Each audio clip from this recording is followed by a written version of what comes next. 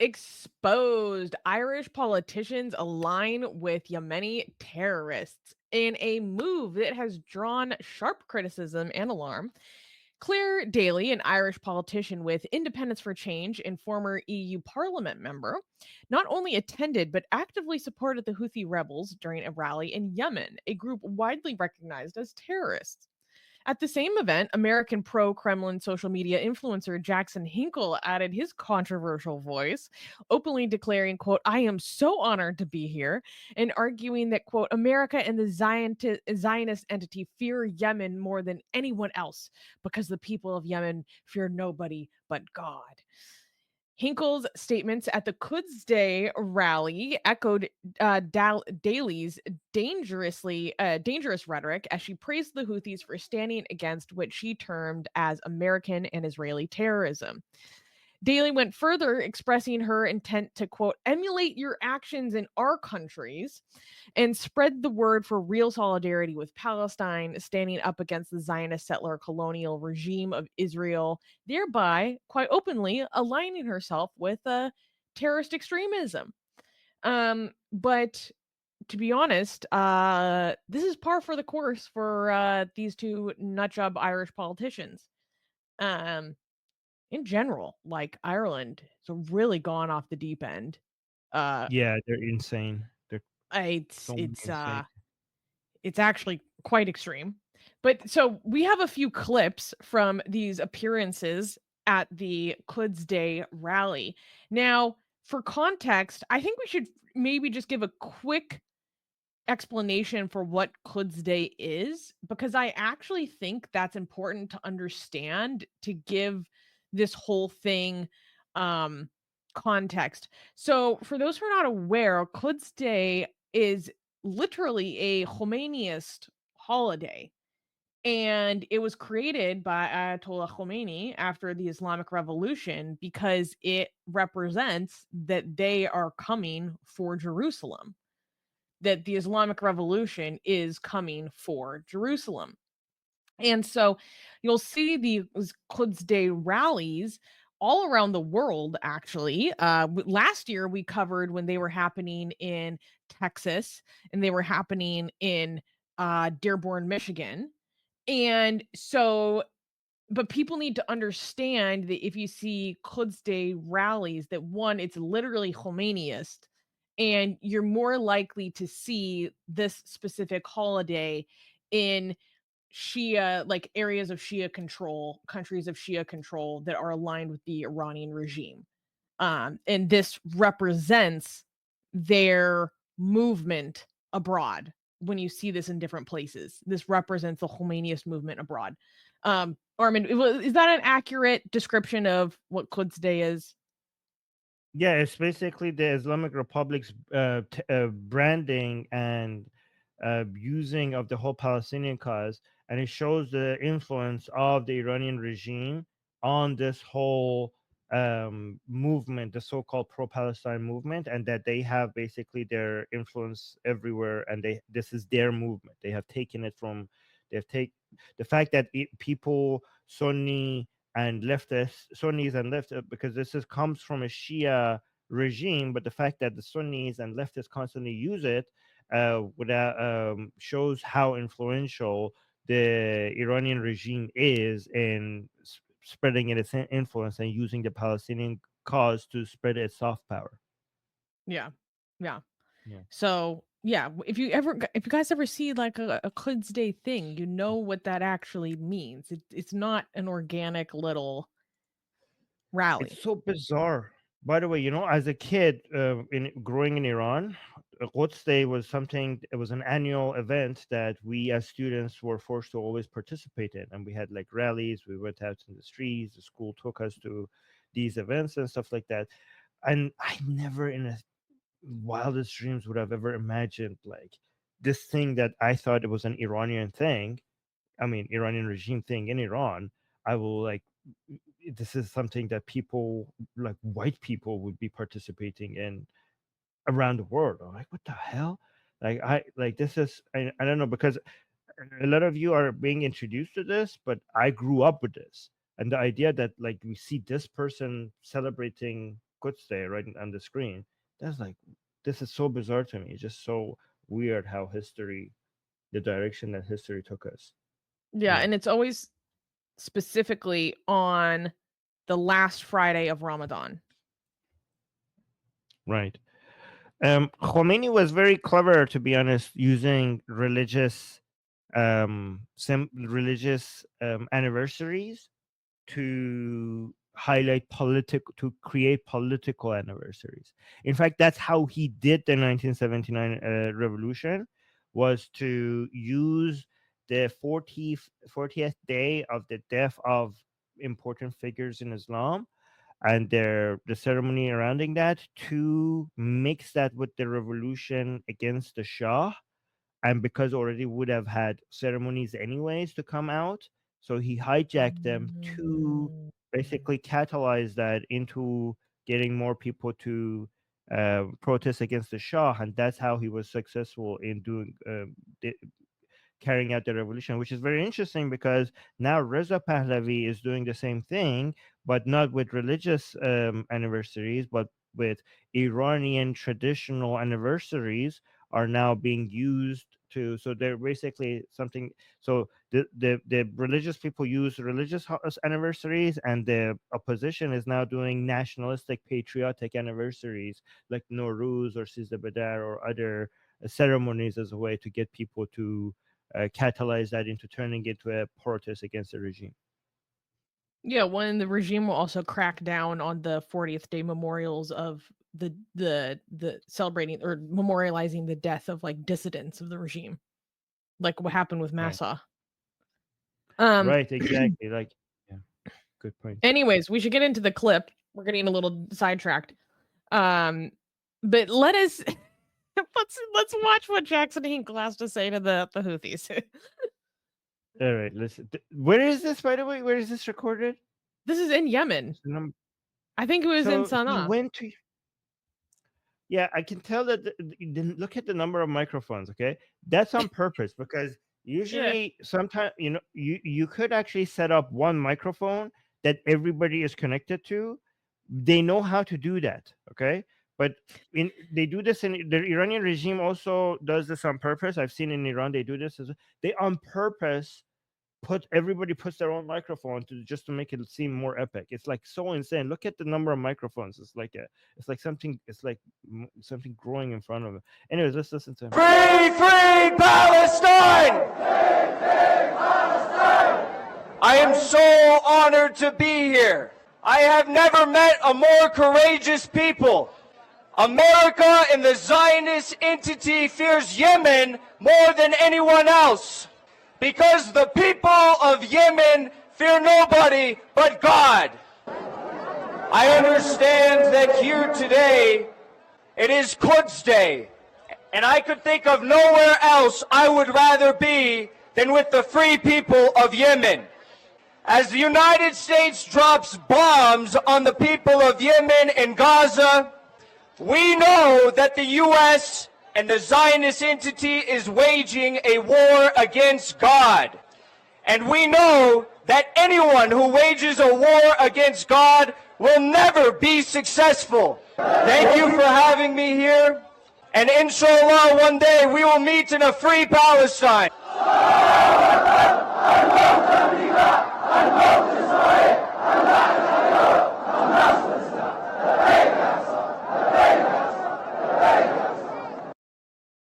Wait. Okay. First of all, why are these? Is he like a leftist? Yeah, he's a self-proclaimed mega communist.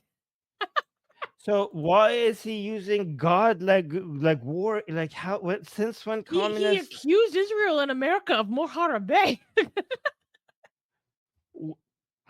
Since when do communists care about God and waging war against God? Like, this is religious language. This is Islamic. He's talking This about speech made me wonder if we have a, very convenient, very politically convenient conversion to Islam upcoming for Jackson Hinkle. Like, I wonder, because being a little bit familiar with him, watching his progression from a Black Lives Matter activist only like about 4.5 years ago. Like BLM activist to giving speeches to Houthis and attending Nasrallah's funeral. Like sometimes I've seen him play as if he's a Christian in a way where he can play into a pro-Russian narrative that Russia is actually the protector of the Christian faith because they refuse to allow Western degeneracy. Like that kind of quote unquote pro-Christian narrative. So sometimes I've seen him kind of like play into that. Like I've seen him be very homophobic to play into that.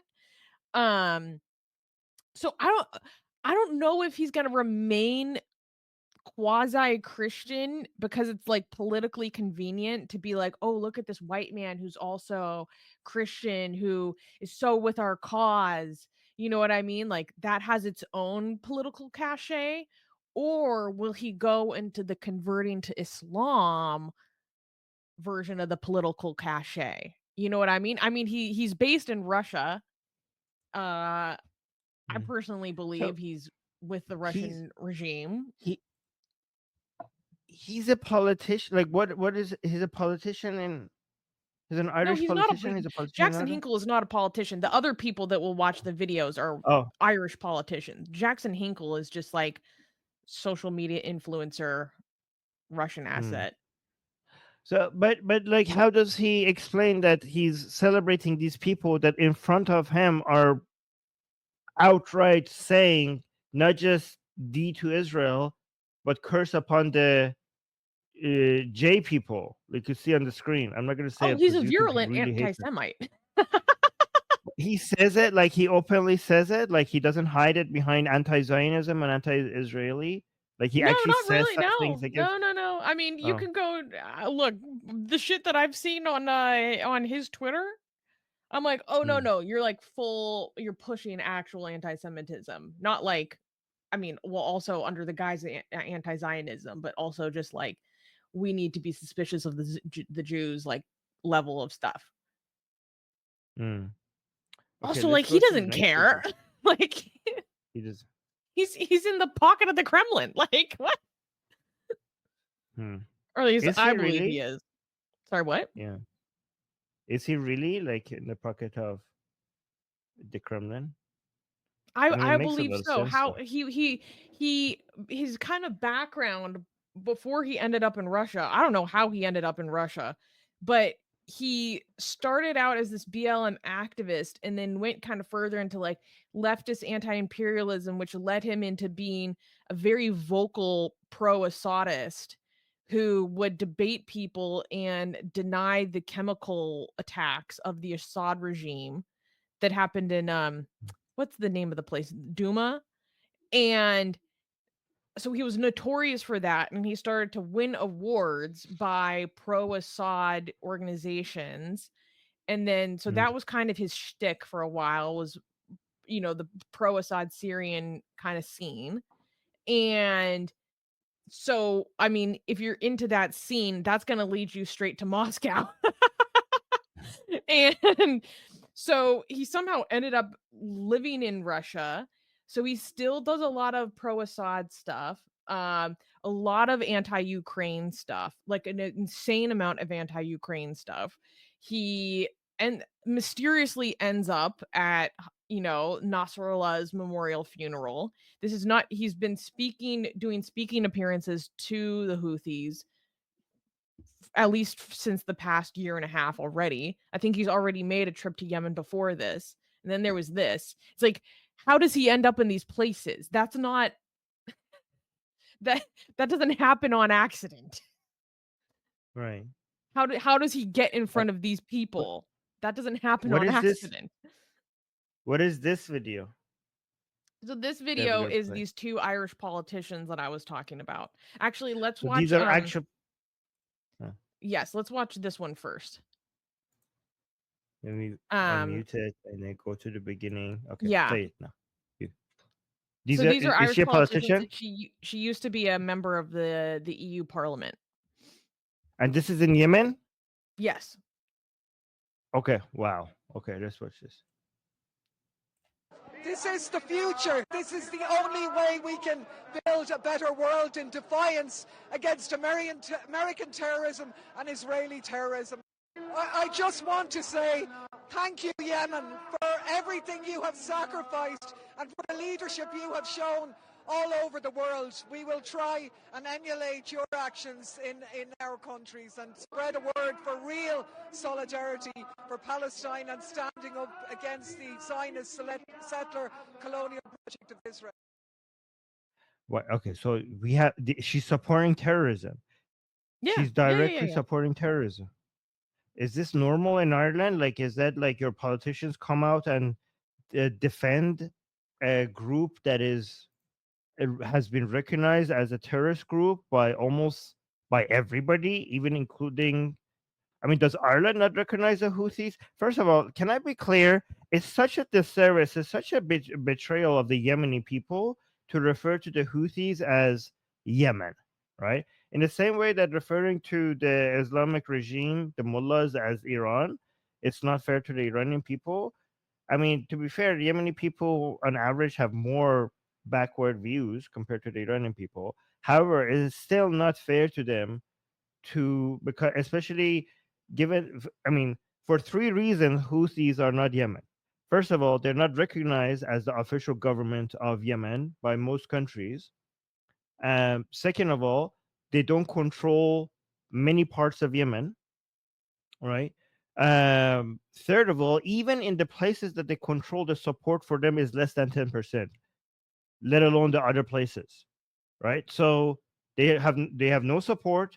They don't control most of Yemen, and they're not recognized as the official government. So for by what metric are we referring to the Houthis as Yemen? Right? So you're not referring to Yemen, you're referring to a terrorist group recognized by I mean, aren't Houthis recognized as a terrorist group by the Irish government itself? Or am I Let's find out. I mean, obviously like are the Houthis? Shouldn't she be kicked out of politics?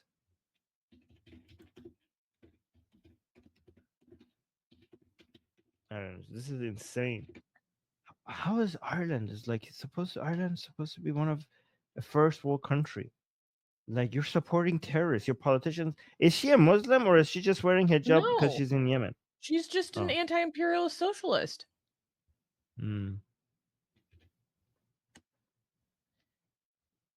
Okay, let's see.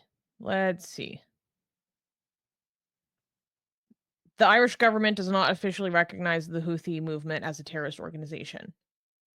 Wow.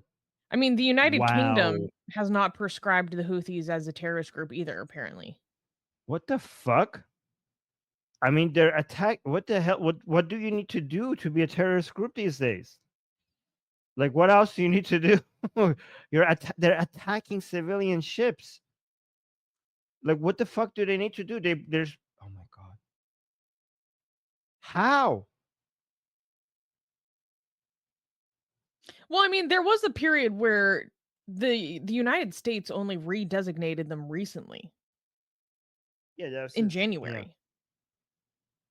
You know, they were designated by Pompeo like right when the last Trump administration was closing. And then new administration came in, they took off the designation. I think part of that had to do with getting people humanitarian aid and the legalities surrounding that. Yeah. You know what I mean? So okay, but it's possible that there are other considerations.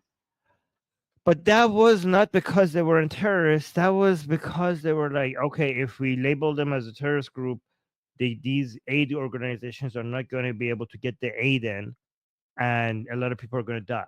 They were like, they didn't. I mean, whether that decision is correct or not, it wasn't like they sat around and were like, well, these people are clearly not terrorists, so let's remove them from a terrorist list. That was a matter of like just trying to get aid in. No, I mean, but sure, anyway. but for all I know, that could be part of the reasoning behind why they're not designated. Yeah, well, I'm just trying to have anyways. like give a good faith argument. You know what I mean? Well, may I also add that these people are supporting a group that has been more devastating to Muslims than Westerners and Israelis, right? Yeah. I hope they understand that. Like this, supporting the Houthis is an anti-Muslim position, because the main countries that have suffered economically from the attacks of Houthis on civilian ships have been Muslim countries, especially Egypt. Like, if you go and look at the amount of the financial cost to Egypt because of these attacks, is so much higher than the cost to Israel. So much higher. So, and this is a country that is suffering from a lot of poverty already. So the Houthis are harmful to Muslim countries, and these people are supporting them. They're like, oh, Yeah, but anti-Zionist, anti-imperialist. what Yeah. I've come to realize is this is actually par for the course, and because I think of this book called Cruelty and Silence by this Iraqi academic, what's his name? Kanan Makia, and it was published in 1993. And so, he was talking about his experience under Saddam. And obviously, it was 1993, so it was a very different time.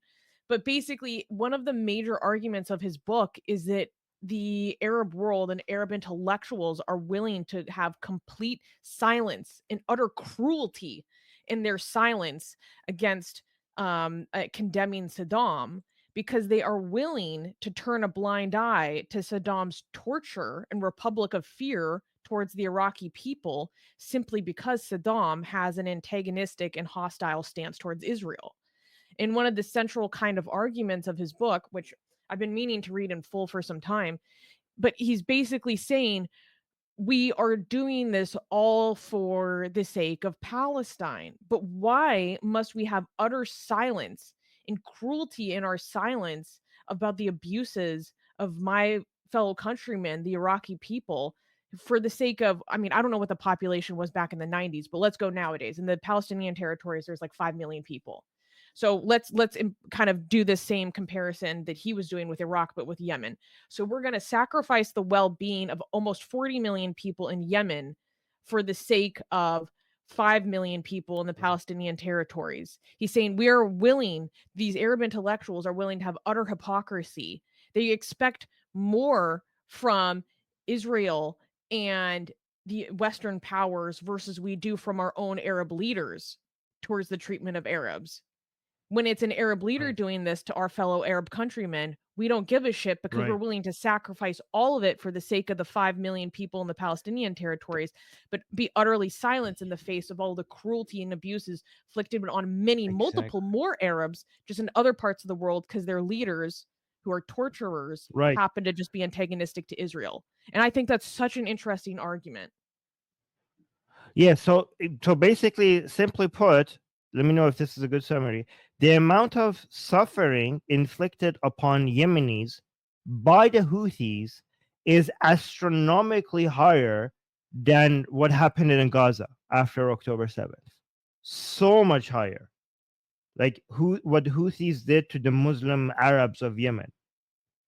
It's like, and I'm not exaggerating. If you go look at the numbers, if you look at the famine, if you look at the extreme poverty, if you look at the disease, it's on a different scale. I'm not trying to dismiss the suffering of people in Gaza, which Hamas is responsible for. That is a very high amount of suffering. However, it's so much higher what's happening to the Yemeni people and what the Houthis did to the Yemeni people. So much higher. But nobody cares about Yemeni people. I mean, not nobody, but many people don't care about Yemeni people because the Jews are not involved. This is all about the Jews. This is all about Jewish hatred. It has very little to do with supporting people, caring about their misery, caring about their hardship. This is all excuses for being anti-Jewish. That's the only thing that makes a difference here. But yeah, this is another video. Should we play this one? Yeah. Okay. We have admired. And again, both of these are Irish politicians, right? Yes. Okay. We have admired إنه you لفخر for كبير many أن years, نشارك في and هذا we see المؤتمر ونكون في صنعاء how وهو Oh, there's an Arabic translation on it. I don't know what they're saying. Yeah, it's a little bit rough to hear. Maybe we shouldn't play this one. I mean, I can still hear his Do you know English a what? little bit, but it's a little bit tough. Okay, it's very short. Let's just listen to it. It's only 30 seconds. we have admired إنه you لفخر for كبير many أن years, نشارك في and هذا we see المؤتمر ونكون في صنعاء how وهو شرف كبير important you لنا are ولقد أثار for إعجابنا لسنوات challenging عديدة US وشاهدنا كيف empire, أنه US تتحدون imperialism, Western الإمبراطورية imperialism. الأمريكية والإمبريالية الأمريكية والإمبريالية الغربية وترفضون الإمبريالية ولا توافقون عليها. Also, I am really honored to be here. وأنا أيضا فخورة جدا أن نكون في اليمن، ويشرفنا أن نرى الشعب اليمني يواجه الإمبريالية مرة أخرى، وإن فرض الإرهاب عليكم من قبل الرئيس الأمريكي ترامب، وأنتم لديكم الشجاعة لمواجهة American terrorism. What a joke. Okay, so basically they were saying that they're honored to be here and they're speaking about standing against American terrorism and shit like that. Just basically bullshit like that.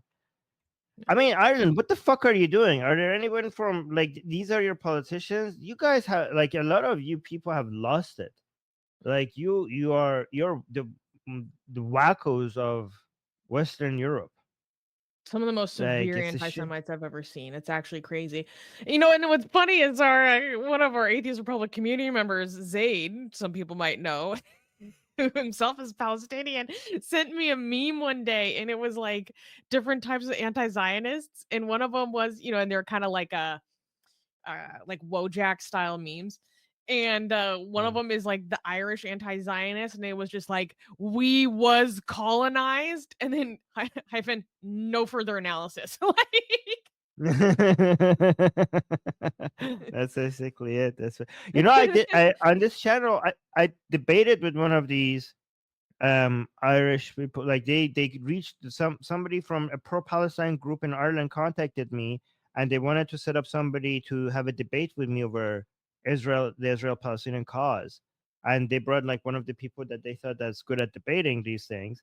And actually the debate is on this channel if you guys want to go watch it. And they had no idea. Like, they have very little understanding of the history of the place or what the and they had no counters to all the points that I was bringing when it comes to defending Israel. It was so embarrassing. I was like, this is your main, like, this is your debater. Like, what about I mean, if this is the level of analysis that your professional debaters have, then what is the average person? What is it? This It's is your basically king? just this is your, yeah, basically it's just that level. It's like, well, we used to be colonized, so therefore, and you just have to use a few keywords next to each other, and then we're going to be for the people who are apparently colonized and against the person on the other side. That's all the analysis they need. Like, oh, we could relate to that. Oh, fucking idiots. Oh They're my so gosh. Wait, stupid. this It's is so just funny. Wait, where was it? Huh. John just gave a super chat saying Google Mick Wallace China Golden Lion King. So I did, and this came up. So apparently, oh come on, what's happening? Oh wait, remove this. Yeah. Okay, add this. Cool. So this Irish politician is apparently so common in Chinese state TV that in China, Mick Wallace has become so familiar. He has a nickname, Golden Lion King. It's a reference to a wild-haired character from a popular book and TV series who defends the protagonist. It's because Wallace has spoken up for China many times. That's funny. Dude, that's hysterical. John, thank you for putting that on our radar. People are living it. Oh my gosh. Okay. Let's We have some go through the social media posts that Oh. Dee found. Right. And then the super chats and stuff. So this was just the video that we already saw. And again, the video that we other saw. And then someone is saying, like, let's hope they stay in Yemen. I don't think that's gonna happen. Oh, is this person is saying thank you for being an example of a humble Westerner. We in the West have so much to learn because we are an infantile and childish society, and the Yemeni people are the adults of the world. Wait, can you scroll up a What little the bit? fuck? Oh, replying to Claire Daly herself. Interesting. That Oh, comment that is was it. ringing to my sarcastic. My spidey senses for sarcasm are tingling. I could be wrong. I don't know. You can't tell with these I never anymore. know. I never know nowadays. Should we do the super chats? Nidhesh is saying he's a golden retriever, not a lion. Okay, first of all, how dare you defame golden retrievers like this? I don't even like golden retrievers. I think they're way over. Golden retrievers are overhyped. Hey, no, don't say that. No, I I feel mean, bad. oh, okay. Hey, Thom just became a new member. Thank you for becoming a member, Hey Thom. Welcome to Satan's Minions. Yay. Amit also celebrating his membership for 6 months. Thank you, Amit. Saying, is it Jerusalem Day already? Well, technically it already passed. Since it's the last Friday of Ramadan. And Nina gave €2 saying, one day, guys, please talk about Hassan Piker. Well, I mean, we do talk about him every now and then. Armin has done a lot of streams reacting to a lot of his misinformation when it comes to Iran and the Islamic Republic. Sometimes those streams or the streams you do on Kyle Klawinski, I think those are better for me. But the streams you do on Hassan, like I almost can't watch them because I get so frustrated. You know what I mean? I'm like, Armin has a stomach of steel to sit through this because I'm like, I'm like, this is infuriating. I'm not gonna inflict myself on this. Yeah. Ur gave 5 Atheist Republic memberships. Thank you. That's so generous. And a Gasian celebrating his membership for so long, 39 months. That's a long-term supporter right there. Thank you, Gasian. Saying, would y'all consider Mario's brother a terrorist? Meaning Luigi Mangione a terrorist. What the hell? Do you know who Luigi Mangione is, Armin? The Mario Brothers? No, he's making a joke. He's referring to Luigi Mangione, who's the guy that killed the United Healthcare CEO. Oh, yeah, of course. Well, yes, of course. Yeah, of course. Why not? Yeah. The only thing keeping me on the fence is like I don't know the letter of the law, but I'm leaning towards yes. No, terrorism is not like, a legal term. It's just a political term, right? What is also I mean, legal. it is a legal term sometimes, but we don't have to look at like so. Terrorist is somebody who does any act of violence or anything else or attempted violence for either a political cause or a religious cause. There, so it fits the definition of terrorist. It doesn't. It's not about the scale of the attack. So somebody could kill 1,000 or 10,000 people, and for it not to be, and it could be not terrorism, right? So, for example, if somebody goes and kills 10,000 people for the fun of it, not for any political or religious messaging or any, technically that would not be a terrorist. That would be a monster that committed a great crime, but not a terrorist. And somebody could could go just injure somebody a little bit, and for the sake of a political message or a religious message, that would be a terrorist. Or even just threatening to do such a thing and not even being able to carry it out, that would still be a terrorist. So it's not about the amount of damage that you cause that makes you a terrorist. It's about the intention. So yeah, that guy would definitely be considered a terrorist. And Angry Keyboard Warrior just gave a $5 super chat. Thank you, who's also a member. Saying, did you see Gideon Levy, one of the main writers at Haaretz, appeared on Jackson Hinkle's show? Yes. And his apology was so embarrassing, bro. He's like, I didn't know this guy was a full-blown anti-Semite. I apologize. I'm sorry. Right. The apology he posted was so bad. I was like, oh, this sucks. If all of your work fits so perfectly into the hands of like institutionalized anti-Semites, like I don't know at what point you start asking questions. I saw one person Yeah. say, like, if I see one more neo-Nazi linking me to Haaretz article, I'm gonna lose my mind. Do you know who makes the most amazing, gorgeous, and other adjectives that I can't use here on YouTube, blasphemous art ever? We do! And for some reason, we are giving it away for free. Download them now using the link in the description before we change our mind.